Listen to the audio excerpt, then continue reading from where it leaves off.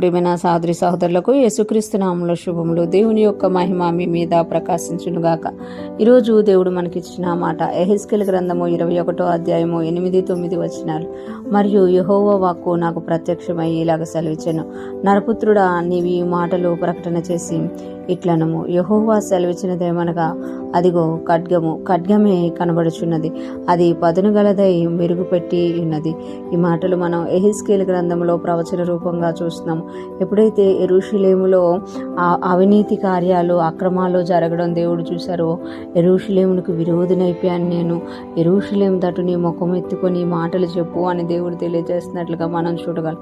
ఇక్కడ చెప్తున్నారు కదా, మరియు యెహోవాకు నాకు ప్రత్యక్షమై ఇలాగ సెలవిచ్చెను, నరపుత్రుడా, నీవి ఈ మాటలు ప్రకటన చేసి ఇట్లనము, యెహోవా సెలవిచ్చినదేమనగా, అదిగో ఖడ్గమే కనబడుచున్నది.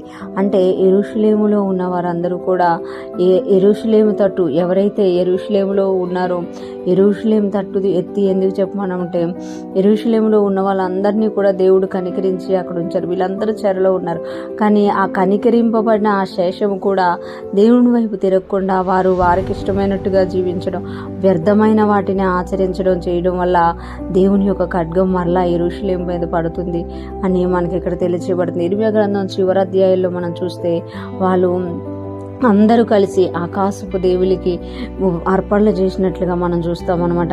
అంటే దేవుడు చెరకి అప్పగించి వీళ్ళకి శేషం ఉంచినా కూడా వీళ్ళకి ఇంకా కూడా దేవునికి ఆయాస్కరంగా జీవించడం వల్ల ఖడ్గాన్ని దేవుడు పంపిస్తున్నట్టుగా ఇక్కడ చూపిస్తుంది అనమాట. అదిగో ఖడ్గమే కనబడుచున్నది, అది పదును గలదే మెరుగుపెట్టి ఉన్నది, అది పదును గలదే మెరుగు పెట్టబడి ఉన్నదంట. అంటే దేవుడు తన ఉగ్రతని ఎప్పుడైతే యెరూషలేము మీద వేయాలనుకున్నారో అప్పుడు వెంటనే ఆయన ఖడ్గమును తీసినట్లుగా మనం ఇక్కడ చూస్తున్నాం అనమాట. ఎప్పుడైతే దేవుడు తన కరుణను కనికరాన్ని చూపిస్తున్నారో అప్పుడు మనం కరుణింపబడతాము. ఎప్పుడైతే దేవుడు తనకి మనం ఆయాసకరంగా మారిపోతూ ఉంటామో దేవుడు తన ఖడ్గాన్ని తీసే దేవుడు. ఆయాసకరంగా అనంటే దేవుణ్ణి విడిచి వేరొక దేవుణ్ణి మనం అనుసరించడం అనమాట. ఈ లోక సంబంధమైన పాపంలో శాపంలో పడిపోయినప్పుడు క్షమించబడతాం, కానీ ఆయనను విడిచి వేరొక దేవుళ్ళ దగ్గరికి మనం వెళ్ళిపోయినప్పుడు దేవుడు బాధపడతారన్నమాట. అలాంటి అప్పుడు ఖడ్గము అనేది మీదకి వస్తుంది. ఈరోజు ఫ్రెష్ మన ఉంటున్న ప్రతి ఒక్కరూ జ్ఞాపకం చేసుకోవాలి, మన కొరకు తన ప్రాణం ఇచ్చి రక్షించుకున్న మనల్ని ఆయన కొరకు మనం జీవించాలి, కానీ ఆయనకి విరోధంగా మనము వెళ్ళిపోకూడదు. ఎప్పుడైతే ఆయనకి సంతోషకరంగా మనం జీవిస్తామో ఆయన మనల్ని ఆశీర్వదించే దేవుడిగా ఉన్నారు.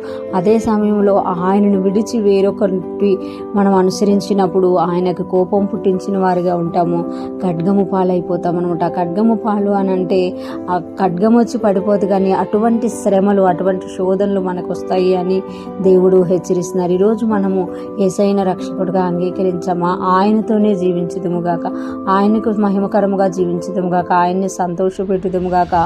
ఆయన మన కొరకు చేసిన ప్రతి ఆశీర్వాదాన్ని గుర్తు చేసుకొని దేవుణ్ణి స్తుతిస్తూ ముందుకు సాగిపోదుముగాక. ఆమేన్.